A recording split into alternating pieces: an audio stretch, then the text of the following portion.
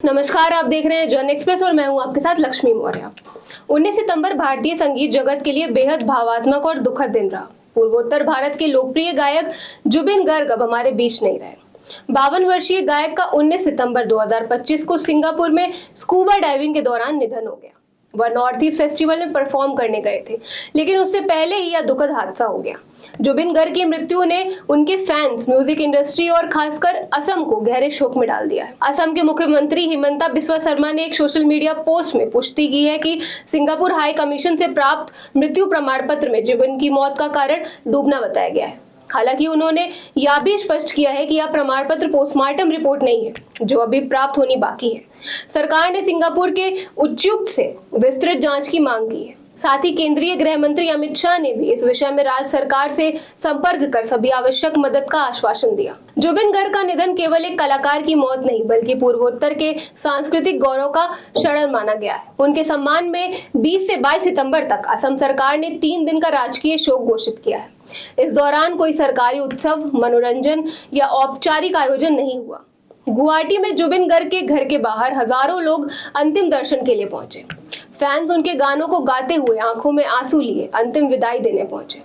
उनका अंतिम संस्कार 22 सितंबर को पूरे राजकीय सम्मान के साथ संपन्न हुआ। मुख्यमंत्री से लेकर आम जन तक हर कोई इस क्षति से आहत हुआ। जुबिन के पिता मोहिनी मोहन बोय ठाकुर, जो स्वयं एक जाने माने लेखक और कवि हैं, अल्जाइमर और डायबिटीज से पीड़ित हैं।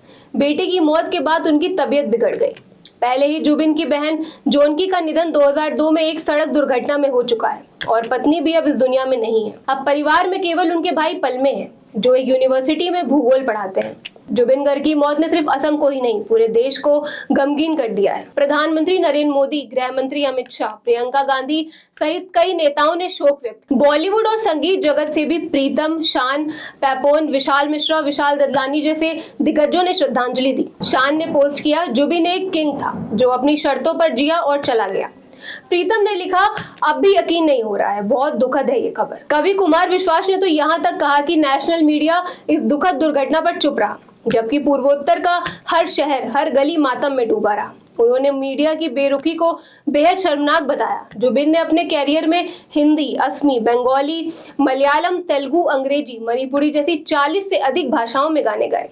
या अली और दिल तू ही बता जैसे गाने आज भी लोगों के दिल में बसते हैं। 1995 में चांदनी रात एल्बम से उन्होंने इंडी पॉप की शुरुआत की थी और फिर बॉलीवुड में बड़ा नाम बने। वे सिर्फ एक गायक नहीं, बल्कि निर्देशक, अभिनेता, लेखक और सांस्कृतिक चेतना के प्रतीक थे। उनके अचानक निधन ने एक युग का अंत कर दिया, लेकिन उनकी आवाज और उनका संगीत हमेशा के लिए भारतीय संगीत जगत की धरोहर रहेगा। जुबिन गर्ग भले ही आज हमारे बीच नहीं है, लेकिन उनके गीतों में वो हमेशा जीवित रहेंगे।